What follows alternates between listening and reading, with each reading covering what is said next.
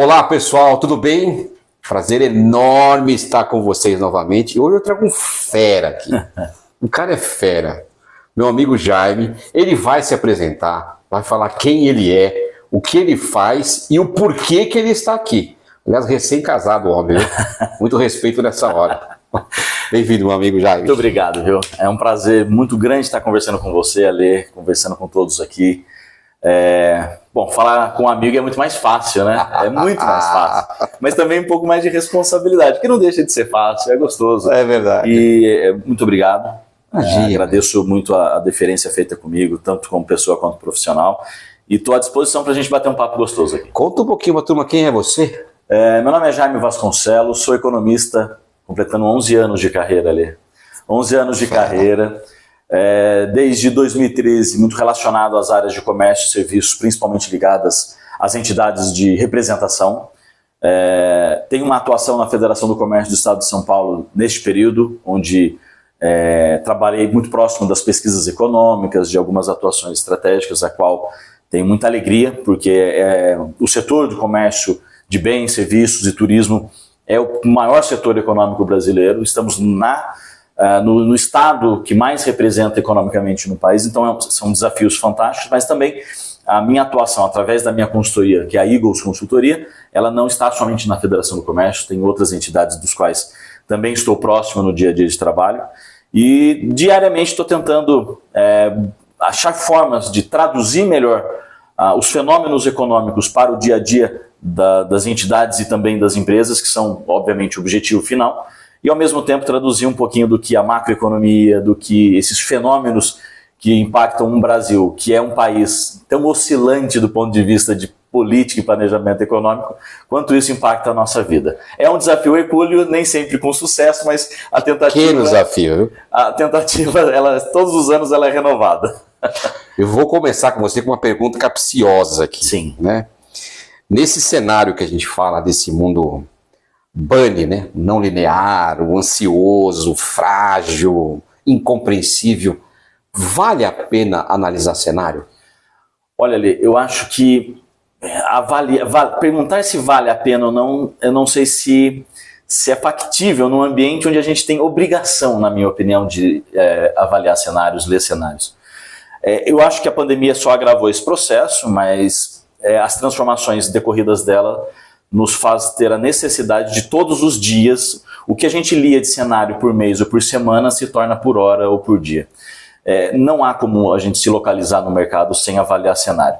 E o cenário da própria empresa, e olha que dentro da empresa você pode avaliar cenário dos teus fornecedores, dos teus clientes, dos teus trabalhadores, dos teus colaboradores, e também de cenários que são um pouco menos microeconômicos, mais setoriais, e não só setoriais do seu quarteirão, mas setoriais do ponto de vista dos seus concorrentes, do seu setor como localidade econômica e da própria macroeconomia.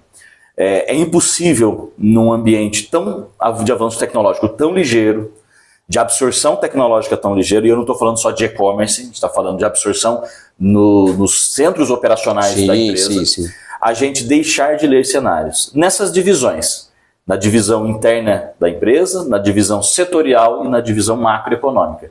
A capacidade de absorver a leitura desses cenários, feitas de formas mais pragmáticas, mais técnicas, te facilita ter mais produtividade. E o que a gente viu nessa pandemia, como já vimos em outras crises, e eu costumo dizer isso, viu? O economista fala que é na crise que se cresce, balela. É na crise que os sobreviventes crescem. E quem sobrevive é quem é mais produtivo.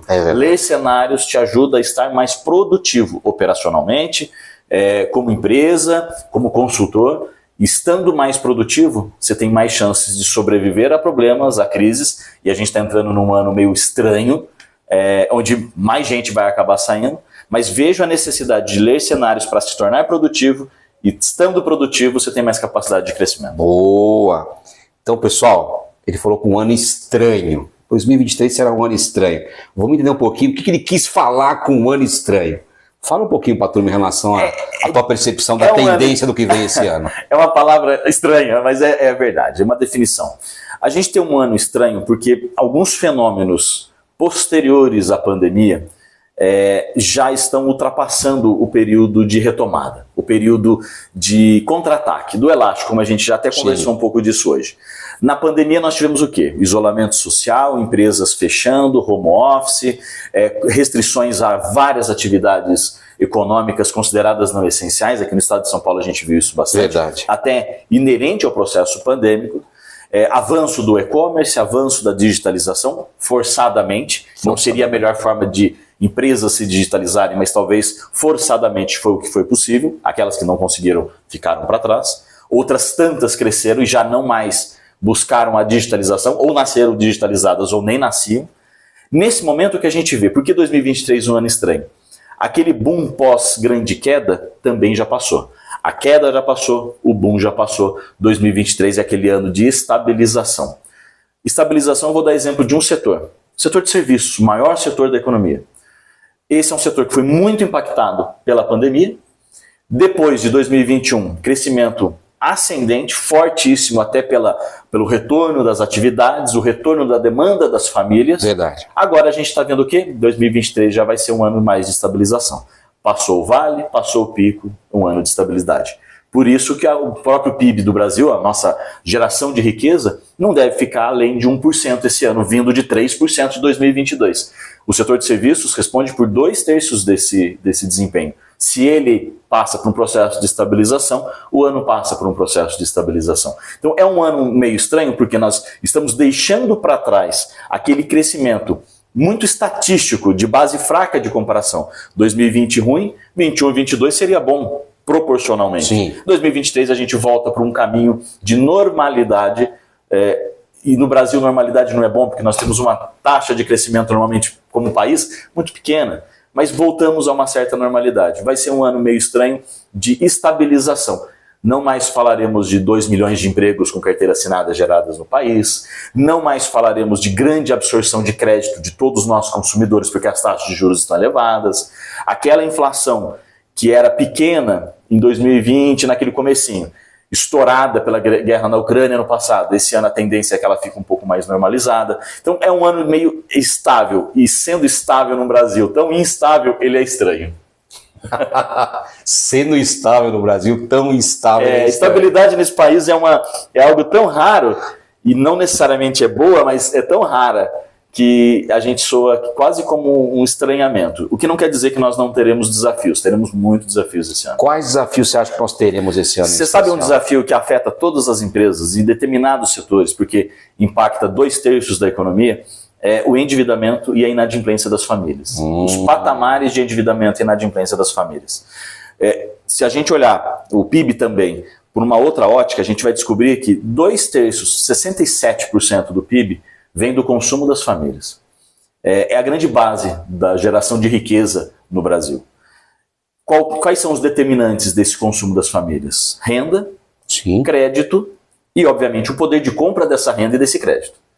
Hoje nós temos um ambiente onde o crédito está encarecido porque a Selic subiu muito, fazendo com que todas as outras taxas de juros também subam, desde o empréstimo pessoal ao cartão de crédito. Isso impacta, obviamente, o custo do crédito, que é uma das formas que as famílias têm de incrementar o seu poder de compra. Você tem o seu salário, você tem o seu crédito, seu cartão, seu empréstimo. Você vai lá e aumenta o seu poder de compra. Então, você tem um crédito mais caro, significa que as famílias não vão conseguir incrementar tão bem a sua renda. Outro ponto, salário. Seria uma outra forma de impacto, que é um determinante desse consumo, que é 2/3 do PIB. Nós tivemos crescimento do emprego com carteira assinada nos últimos anos, que não vai se manter esse ano. Poxa, Jaime, você está falando que vai cair o emprego? Não. Acho que o Brasil tem condições de gerar, por exemplo, de 800 a 1.000 postos de trabalho com carteira assinada esse ano. Mas é uma desaceleração frente aos 2 milhões do ano passado, Sim. que já desacelerou frente a 2.700.000 de 2021. Essa estabilização das massas, vamos dizer assim, esse crescimento menor do emprego com carteira assinada, aliado a uma inflação que ano passado chegou na taxa de 12 meses, beira 12%, e agora está meio se estabilizando em 5%, ela até vai cair um pouco nessa taxa de 12 meses no decorrer do ano, e depois volta para uns 5,5%, 6% lá no final do ano, mas você vê, é uma inflação que ela é muito persistente.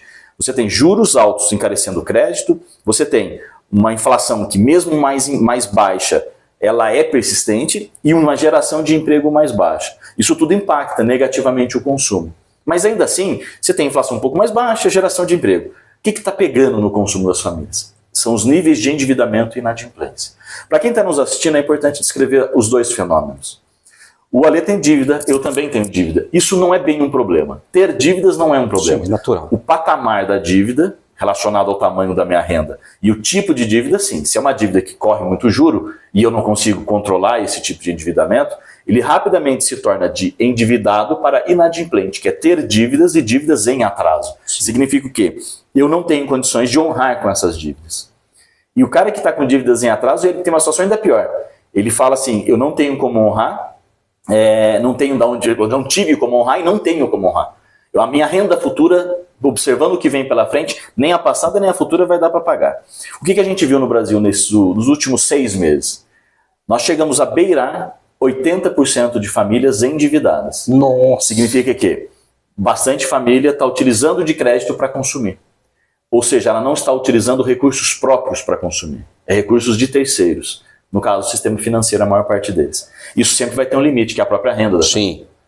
Um outro problema, o nível de inadimplência, que é ter dívidas em atraso, sempre ficou por volta de 13%, 15%, 16%. Subimos para mais de 25%. Demonstrando que muitas famílias, com esse avanço dos preços de crédito que ficaram mais caros, desde crédito imobiliário, a cheque especial, cartão de crédito e empréstimo pessoal. O que aconteceu? Essas famílias não estão conseguindo mais adquirir crédito, porque estão muito endividadas, e estão migrando também, infelizmente, para a inadimplência. Significa que ela não apenas não consegue ter acesso a um crédito mais caro, como não consegue ter acesso a crédito algum. Elas estão negativadas. Serasa, SPC, Cadim. Esse é um grande freio ao consumo, porque sem acesso a crédito, ou acessando crédito mais caro, ela acessa menos crédito, ela consegue emprestar menos. Significa que a capacidade desse consumo das famílias, que é 2/3 do PIB, evoluir, é muito menor. Por isso que a gente sabe que esse ano a expectativa do nosso crescimento econômico como país é de menos de 1%.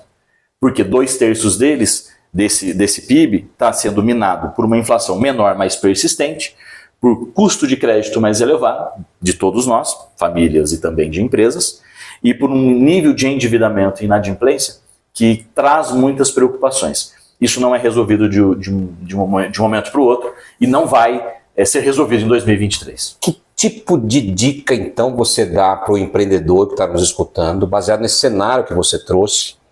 O que ele tem que fazer? Né? Ou seja, as famílias mais endividadas não possuem crédito para buscar, vai estar mais caro. Né? O que ele, como empreendedor, deve pensar no seu negócio para que ele consiga, pelo menos, manter a estabilidade em 2023? Sim. Eu acho que tem duas óticas. A ótica do consumidor que está endividado, esse é o cara que tem que olhar o nível de endividamento da sua renda, quanto que dentro da minha renda está sendo despendido para pagar dívidas já existentes, observar esse nível. Todo economista fala de 30%, por exemplo, não dá para avaliar dessa forma. Sim. Isso cada um vai ter que colocar, e a gente tem muita dificuldade de colocar no papel isso. E renegociar o que é possível renegociar, cortar o que é possível cortar, que não é essencial, o que é supérfluo, que dá para ser ajustado, para que você não passe do status de endividado para inadimplente. Porque estando inadimplente, aí você está numa situação onde você tem restrição de crédito, você tem que buscar o seu credor para renegociar, sair desses birôs de crédito, aí a situação é mais difícil. Agora, isso para quem é consumidor precisa reavaliar em que situação está o seu orçamento familiar. Agora, quem é empreendedor e está vendo esse movimento, primeiro, de avanço de endividamento, de avanço de inadimplência, a primeira coisa que ele tem que se observar é que avaliar a qualidade de pagamento do seu cliente. Porque 2 fenômenos ocorrerão. Há mais chance dele efetuar o serviço e não receber, porque se está aumentando a inadimplência, o cara não está pagando. Sim. Você pode ser um dos escolhidos naquele mês para ele não pagar.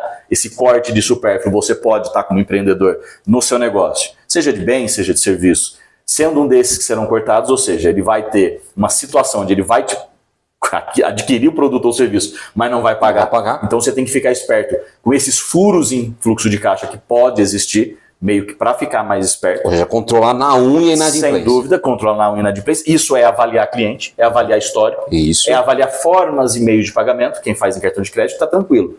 Obviamente que você paga a taxa aqui, paga a taxa colar, mas você tem tranquilidade que vai receber.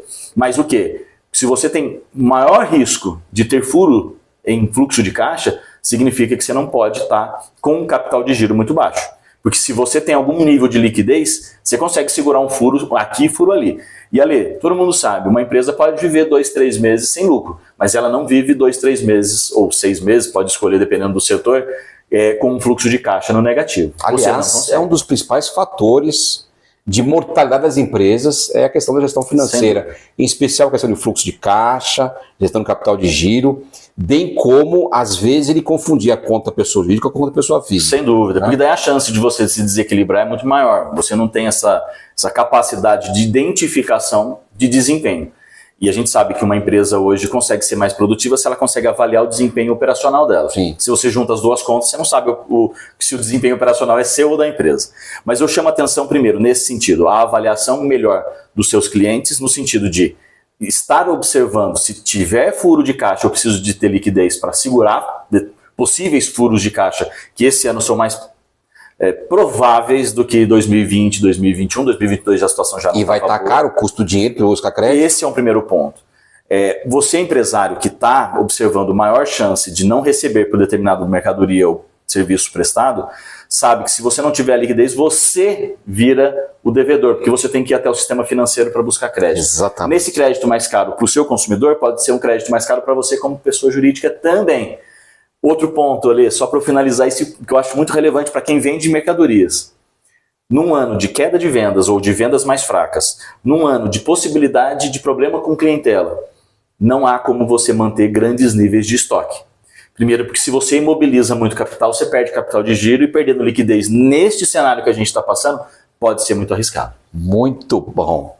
Tem algum setor em especial que você acha que, apesar desse cenário, ele tende a crescer? Toda crise ou todo momento de intranquilidade, o direcionamento de renda das famílias e empresas normalmente vai para as atividades de bens essenciais. Independente, e assim, quando se fala de bens essenciais, lembrem que eu não estou falando naturalmente só de comida e remédio, ainda que o setor de supermercadista, de gêneros alimentícios e de produtos farmacêuticos, em momentos desses, continua tendo um nível de estabilidade de vendas mais interessante, até pela elasticidade que o setor possui. As pessoas conseguem cortar marcas, cortar um pouquinho o consumo, mas ela mantém um nível mais estável de demanda, até porque precisa subsistir. Mas vou dar outro exemplo de um segmento que se tornou essencial pela mudança de hábito das famílias. Corte de cabelo, beleza pessoal, higiene pessoal, aparência, esse tipo de coisa que talvez 10, 15 anos atrás era tratado como supérfluo, hoje é considerado um serviço essencial. As pessoas não mudam isso. Isso. Tecnologia. A tecnologia possibilita muitas vezes a redução de custos empresariais e inclusive para as famílias. Esse é um segmento que, mesmo que esteja crescendo com taxas menores do que no meio daquela confusão da pandemia, não perde um nível de sustentação de vendas. Então, tecnologia, gêneros alimentícios, saúde, saúde, não só saúde preventiva só, mas uma questão de beleza pessoal, o segmento farmacêutico, as atividades normalmente essenciais, serviços de saúde, você pega. Isso é interessante porque você avalia isso tanto no faturamento das empresas quanto no aumento de emprego. As pessoas numa situação de crise, o conjunto de famílias, olhando a situação não tão boa, direciona só para produtos essenciais e bens essenciais, dos quais cada família considera essencial. Esses setores recebem a demanda deles, enquanto os outros não recebem. O que significa? Vindo mais demanda, há necessidade de mais empregos com carteira assinada, por exemplo, para atender essa demanda mais forte. Então são setores que não apenas faturam mais, mas transformam isso em geração de emprego. Eles investem mais, investem em transformação. Por outro lado, Ale, se você tem serviços e bens essenciais indo bem em períodos de crise, com crédito mais elevado, aquelas mercadorias e produtos e serviços que necessitam, por ter às vezes um valor agregado mais elevado, vou dar um exemplo, um carro, um eletrodoméstico, semiduráveis e duráveis, que as pessoas precisam de crédito para adquirir, esses são segmentos que devem sofrer um pouco mais. Porque não apenas as pessoas entendem como um consumo que pode ser adiado, como se ela precisa de crédito e o crédito está mais caro, ele olha e pensa, dá para ficar mais tempo com a minha geladeira atual, dá para ficar mais tempo com esse móvel atual, com o meu carro, com a minha casa. Então, mercadorias duráveis e semiduráveis em períodos onde o crédito está mais caro e a crise pega a família, do ponto de vista orçamentário, a tendência é ele prorrogar. Ele prorrogar exatamente isso. Então, esse aí está numa situação onde ele precisa ter ainda mais cuidado com o fluxo de caixa, ainda mais cuidado. E você está vendo o que está acontecendo com as grandes varejistas. Sim. É um fenômeno endêmico e que nos causa preocupação como cadeia, porque não só a grande fecha, como toda uma cadeia de fornecedores, toda a cadeia de pequenas empresas que geram emprego tem um problema. E valor, né? Muito bom. Você falando para o empreendedor agora, que tipo de análise ele tem que prestar muita atenção quando ele escuta a IPCA, algum índice, alguma pesquisa em especial? O que você acha? Olha, se você for se atentar a esse ponto, isso pode te dar essa dica para o seu negócio. Cada indicador macroeconômico ele impacta a vida do empreendedor de uma forma. Você falou do IPCA, inflação. Acho que não teve indicador em 2022 mais falado que inflação. Verdade. A federação, tanto na federação quanto no dia a dia normal, a gente tem alertado muito como a inflação impacta o consumidor e isso chega na sua mercadoria, no seu desempenho de empresa. Mas a gente se esquece que a inflação brasileira, assim como a mundial, não foi um problema só no Brasil. A inflação ela vem de cadeia. É uma inflação que provém das commodities, ferro, petróleo, produtos agrícolas. Ela vem lá da produção, passa pela transformação na indústria, chega no distribuidor, no atacadista e beira no varejo, tanto de produtos quanto de serviços. O consumidor final, ele sempre está ligado com o primeiro lelo dessa cadeia econômica, que é o varejista, ou no caso o prestador de serviços para as famílias. Ele não vê que o empresário, por vezes, ele está sendo amassado pelos dois lados. Pelo consumidor, que olhando aqueles preços mais elevados, ou diminui os seus custos, ou briga com o empresário, porque acha que é ele que está subindo o preço. Isso. E também o empresário é assodado do ponto de vista econômico pela cadeia de fornecimento, porque os produtos vêm cada vez mais caros, só que quem tem contato com o consumidor final é ele que decide o quanto isso vai impactar a sua margem, né? Se ele vai ter que diminuir a margem para não aumentar tanto os preços, ou se ele vai integralizar tudo aquilo ali no preço final e vai ter que arcar com uma demanda mais fraca, porque aquela mercadoria que custava 10 vai custar 15. Eu tenho a impressão que esse ano de 2023, mais do que o cuidado na forma de formar sua margem para saber se essa inflação, que ainda está um pouco menor, mas continua persistente, o quanto eu consigo repassar para preço, o quanto eu integralizo na minha margem, eu perco de margem. E acho que a relação com o fornecedor nunca foi tão forte. Porque, mais uma vez, um ano onde a demanda vai ser um pouco mais fraca, por todos esses determinantes do consumo que a gente já falou. No momento onde a gente precisa de liquidez, porque se você, como eu disse, trabalhar com estoques elevados em momentos de vendas mais fracas, você está imobilizando o capital e perdendo o capital de giro.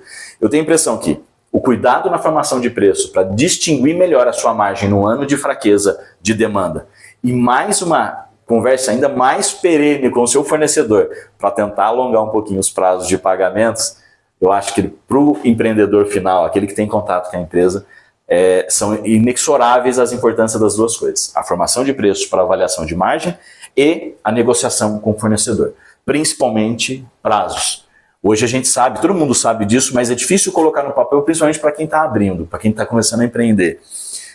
Você não pode pagar para o teu fornecedor, ou o prazo médio de pagamento para o seu fornecedor de estocagem da sua mercadoria, ele não pode ser menor do que o prazo que você precisa para receber aquela venda. Então, é uma continha simples e de padaria do ponto de vista estratégico, mas hoje a gente sabe que se em momentos de bonança a gente já não pode deixar isso acontecer, no momento onde a demanda está fraca, erros como esse, você receber depois de ter pago toda a sua cadeia de mercadorias, você pode não ter uma chance duas ou três fatal de errar. Exatamente. Fatal. Aquela história ali, na crise só cresce quem sobrevive ao outro lado da margem. Isso. Muita gente fica no meio do rio. No meio do rio. É isso. Vou pegar a minha cola aqui e ver se tem alguma pergunta a mais fazer para o Jaime aqui. Quais perguntas você faria para o empreendedor para que ele reflita sobre esse tema que nós estamos discutindo em relação à tendência? A pergunta que eu faria é, você tem conversado com seus colaboradores sobre os cenários que impactam a sua empresa? Ale, eu fico muito preocupado quando eu vejo que só o dono da empresa, só o gerente da empresa consegue fazer a análise de cenário. Eu acho que esse tipo de discussão que a gente está tendo, que é muito mais macro, e a gente dá pitacos microeconômicos de problemas e oportunidades que a empresa pode ter, ainda que cada colaborador tenha as suas responsabilidades operacionais, é muito relevante, e aí eu acho que o treinamento é muito importante, que a gama de colaboradores que você tem, óbvio, os mais estratégicos e de funções de gestão são os mais relevantes no sentido de compreender cenários, mas essa transição entre difundir a informação daquilo que impacta o negócio, o empreendimento, precisa estar um pouco mais distribuída pelos cargos dentro da empresa. Mesmo as menores empresas. É importante que o empregado, nesse caso, o colaborador, o teu ajudante, o teu parceiro, tenha uma compreensão tão ou maior que a sua dos impactos, riscos e oportunidades que a sua empresa tem. Porque ele passa, e a gente já conversou disso, de um observador para parte do processo. E sendo parte do processo, ele ganha responsabilidade para fazer uma situação ruim melhorar, ou a que está boa ficar ainda melhor. Eu fico muito preocupado em notar somente o cérebro da empresa ficar em quem faz a gestão geral. Isso tem que ser um pouco mais dividido, nem que seja em análise de cenário, de como é que a tua empresa está, como é que seu setor está, como é que seu país está, para mais colaboradores. Eu acho que isso traz um pouco de união do ponto de vista de colaboração para melhores resultados, e o cidadão começa a olhar com um pouco mais de espectro, abre um pouquinho a mente no sentido de, olha, eu tenho problemas diários para resolver para minha empresa crescer, porque nós temos abacaxis para resolver esse ano, porque os níveis de endividamento dos nossos clientes aumentou, porque a inflação está vindo do nosso fornecedor e a gente sabe, olhando o preço final, que a gente está com uma margem muito apertada, eu preciso vender mais ou não, eu preciso trabalhar um pouco menos no giro e mais na margem. Então eu acho que um bom trabalho para esse ano é tratar um pouquinho melhor o treinamento com os teus colaboradores, principalmente em área de gestão, para que eles também entendam essas análises de cenários empresariais, setoriais e macroeconômicos. Você amplia a visão do time, né? Sim. Em termos de possibilidades, e ele percebe o quanto isso é importante, esse cenário maior, na movimentação do negócio dele e o que impacta nele, inclusive. Exato. Porque às vezes ele não tem essa percepção de, poxa vida, eu não sabia, por exemplo, o que estava acontecendo no business. Né? E ele tende, às vezes, a reclamar sobre algumas coisas pequenas, mas importantes, mas ele não consegue visar, ter essa visão mais ampla do processo. Exato, e até por vezes, ao fazer isso, você pode até enfrentar um colaborador ou outro e falar assim, mas tudo bem, o que eu posso fazer? Não, eu preciso que você entenda em que pé nós estamos, para que você compreenda o quanto o teu valor aplicado ao dia a dia da empresa nos possibilita continuar concorrendo, continuar competindo. Ele fazendo parte da equação, ele ajuda a gente a resolver ela um pouco melhor. Sem dúvida. Vou fazer um quiz com o Jaime agora aqui. Eu vou fazer uma frase e ele vai responder com uma única palavra aqui, pessoal. Empreendedor, atenção em relação ao nível de alavancagem da empresa. O quanto você pode ter de capital próprio e capital financiado. Com crédito mais caro, o risco fica maior se você for buscar mais recursos do que precisaria para ou criar ou crescer. Esse ano a oportunidade é? A oportunidade é continuar avançando em meios tecnológicos. O e-commerce cresceu em taxas assombrosas nos últimos 3 anos, estabilizou ano passado, mas a absorção de inteligência artificial, a absorção de canais, de pontos de canais que você tem de se manter ativos com o seu consumidor final, que foi muito necessitado na pandemia e nesse momento é de aprimoramento, vai continuar muito, muito aquecido. E lembrem, aquela empresa que só mantinha o balcão como ponto de contato com o consumidor durante a pandemia já fechou. Você precisa de vários pontos de contato. E digitalização de empresa não é só vender, é absorver nas operações. Exatamente. Eu investiria meu tempo em? Eu investiria o meu tempo em compreender um pouco mais de inteligência artificial. Você está falando do ChatGPT. Nossa. E de erros e acertos. Erros e acertos. Falávamos mais de metaverso antes, agora parece que está um pouco mais silencioso. Eu tentaria buscar um pouco mais em como absorver inteligência artificial para avaliação de hábitos e mudança de hábitos dos meus clientes. Empreender é? Inovar. Para você que está iniciando, a minha dica é? Não desistir, mas se tiver que desistir, não desanimar. O mercado de trabalho tradicional continua sendo uma boa opção se você estiver bem profissionalizado. Normalmente significa melhores salários. 2023 será um ano? Estranho, mas não por isso com menos desafios e também com menos oportunidades. Acompanhar cenários é essencial para quem quer continuar a estar atualizado como empresa, como setor e como ser humano, num ambiente tão maluco como a gente vive, que não é linear, mas não é por isso que a gente busca uma vida reta. Ela pode ser oblíqua também. Queria que você deixasse algumas dicas de sites, blogs, podcast, para o empreendedor que está nos escutando aqui agora. Você sabe que um que eu gosto muito, eu acompanho, eu tento ler um pouco de tudo, eu gosto muito. Bom, quem está lendo o jornal, para mim, já ajuda muito, porque num ambiente de tantas dificuldades com informações de credibilidade, fake news, se eu pudesse dar uma dica, seria leia qualquer jornal que tenha algum nível de credibilidade e saiba fazer uma análise criteriosa das vertentes editoriais de cada um deles. Eu leio 3, 4 jornais com características diferentes. Exato. Para formar uma opinião. Perfeito. Você busca opiniões para avaliar quais delas você compreende que tem mais similaridade aos seus pensamentos. Isso. E não por isso você deixa de ler aquilo que não te agrada pessoalmente, mas como negócio você precisa estar compreendendo. Mas um blog, que na verdade eu acompanho pelo Instagram, mas que tem uma pegada muito didática, mas ao mesmo tempo profunda, é um blog no Instagram chamado Terraço Econômico. E tem e-books muito interessantes que destrincham muito bem para todo mundo. Acho que a linguagem é mais importante ali do que a profundidade, ainda que não seja um problema a profundidade, porque os meninos lá são fantásticos. Mas o Terraço Econômico é um blog, é uma página no Instagram que também tem blog, também tem site, onde essas vertentes econômicas, de cenário econômico, macro e micro, são muito bem trabalhadas. O que é taxa de juros? Para onde vai o Brasil? Definições de grandes empresas. Eu acho que o Terraço Econômico consegue surfar por vertentes da análise econômica muito interessantes. Então, faço o convite. E os e-books deles são ótimos. Os e-books são muito legais. Então, se eu pudesse dar uma dica, seriam algumas, mas eu gostaria muito de indicar o Terraço Econômico. E como livros, já que você não me perguntou, não sei se vem pergunta, mas manda bala. Eu acho que o Trópicos Utópicos do Janete é muito interessante porque fala de ciência, de tecnologia e de desenvolvimento econômico. Tópicos e utópicos. Trópicos utópicos. Trópicos eu acho muito relacionado ao Brasil, né? O nosso clima tropical é uma provocação, e utópicos eu acho que junta bem, né, a utopia do nosso formato de vida, de economia, de desenvolvimento. E é um livro que, tratando de ciência, tecnologia e desenvolvimento, foge um pouco daquelas análises assim, o que o Brasil precisa para crescer. É muito mais o que o Brasil precisa para se desenvolver. Porque crescer por crescer é um percentual no ano seguinte ser maior do que no ano anterior. Está no percentual positivo. Agora, desenvolver é este crescimento aplicado numa questão um pouco mais equitativa.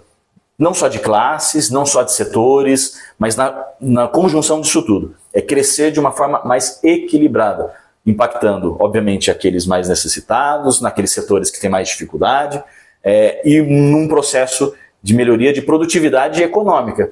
E aí eu estou falando de absorção tecnológica da economia, abertura comercial, transformação tecnológica, e acho que um ponto basilar no nosso país, desburocratização. Trabalhista, tributária, administrativa.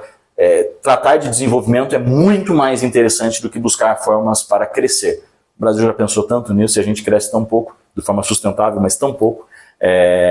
Acho que, de forma não sustentável, perdão. A última coisa que nós temos é um crescimento sustentável. Mas crescemos de forma tão oscilante. Eu acho que um livro, pessoas que pensam como desenvolver o país são mais relevantes do que como fazer um país crescer. Faz sentido. Uma última pergunta ao Jaime, o cara é fera. Eu falei para vocês, o cara é fera, o cara é muito Falo bom. muito só. Não, fala muito bem e com muita consistência, muito conhecimento. Como é que você avalia hoje o início do governo Lula? É um início que eu entendo como comunicação muito truncado, com muitas dificuldades. Óbvio, o Congresso acabou de ser empossado, nós vamos começar a ter as discussões de legislações, ainda está muito nesse meandro. E não só o governo federal, os governos estaduais também estão nesse início de conhecer um pouco melhor o que vai ser prioridade. O que eu lamento no atual governo é essa forma de comunicação, que não é novidade, o governo anterior também tinha dificuldades imensas de comunicar, que eu acho muito truncado. Você vê, eu vou dar o exemplo dessa questão de juros, né? Banco Central de um lado, governo federal de outro, presidente de outro. Esse é o tipo de coisa que dá para essas divergências dariam para ser dirimidas dentro de uma sala. Sim. E num ambiente capitalista, onde a confiança dos agentes, consumidores e empresários, tem muita base nessas oscilações, nessas incertezas, quando a gente nota o governo federal discutindo quase como uma feira livre com o Banco Central, demonstra instabilidade, incapacidade, isso causa incerteza, causando incerteza, a gente sabe que um dos indicadores mais importantes antecedentes da economia são os indicadores de confiança, de empresário e de consumidor. Exatamente. Quanto maior a incerteza, menor a confiança. Essa confiança estando menor, o consumidor menos confiante consome menos, o empresário menos confiante investe menos. Então, esse tipo de situação só traz malefícios. E olha, acho que são justas, e sempre vai ser, quaisquer questionamentos. Taxa de juros está muito alta, está muito baixa? Metas de inflação, a inflação projetada, que deveria ser a ideal, é baixa? Todas essas avaliações, essas perguntas, Ale, são relevantes, são permitidas no ambiente democrático. Agora, essa discussão marginal, no sentido à margem do que é importante realmente para um país que precisa se desenvolver, eu acho que só deteriora o início de um governo que, a despeito de quem concorda ou discorda, está aí. E a gente precisa tentar melhorar. Gostaria que a forma de trabalhar a comunicação fosse mais bem colocada, pois ela gera malefícios na prática muito pesados. O dólar está no que está, poderia estar 20, 30 centavos abaixo disso. Mais baixo. Por quê? Porque o mercado financeiro, porque o dia a dia nosso também é ligado com incertezas, confiança, questões quase subjetivas, mas que impactam a vida nossa. Mas assim, tenho a impressão que se a gente avançar, vamos ver o que vem pela frente, em uma reforma tributária que mantenha algum nível de, pelo menos, não aumentarmos a carga tributária do Brasil, não assodarmos o setor mais importante, que é o setor de serviço. E esse é um problema que nós temos nessas propostas aí. O setor de serviços é prejudicado pela atual proposição de reforma tributária mais debatida. Penso que uma simplificação ia ser a melhor das saídas. Porque no ambiente desse, infelizmente, trabalhar a carga tributária, trabalhar uma reforma tributária, numa situação onde você tem déficit público, normalmente significa aumento de carga tributária para todos os nossos consumidores. Sim. E esse que é o meu maior receio. Mexer num vespeiro que deixe as vespas ainda mais agressivas, mais agitadas, com o consumidor final, com o contribuinte final. Acho que uma simplificação das obrigações acessórias que tomam tanto tempo e produtividade desse país, inclusive o ranking do Business do Banco Mundial já mostrava isso, o tempo gasto para se trabalhar, para se cumprir as obrigações acessórias.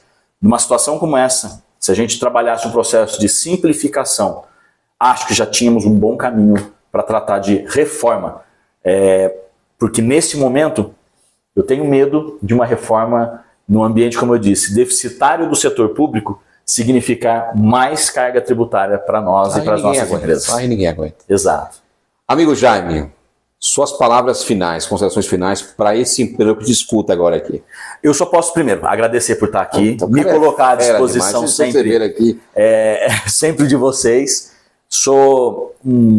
Acho que de todos os agentes, aquele mais endemonizado dentro da economia é o empreendedor, é o empresário, pelo histórico, talvez, de formação do nosso país.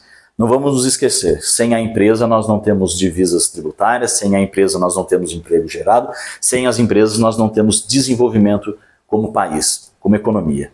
Então, nesse caso, aqueles que buscam, a minha mensagem final seria essa: o Brasil é um dos países que mais abre empresas, e as pessoas ligam abrir empresa a empreender. Eu sempre liguei empreender a inovar. Inovar na forma de se comunicar, na forma de se atender, no seu produto, no seu frete, na sua forma de se colocar no mercado, na sua rede social. Tem tantas formas de se inovar, e às vezes gratuitas, às vezes comportamentais. Para quem está aberto e está tentando evoluir esse ano, ache alguma forma de inovar. Para quem está querendo abrir, chegue já inovando. Às vezes não custa, juro, Ale. É verdade, é verdade.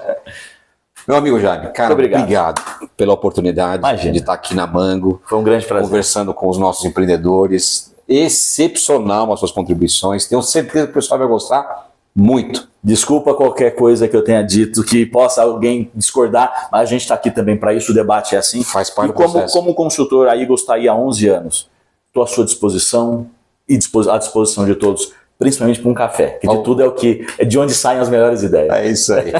Obrigado, Jaime. Muito obrigado.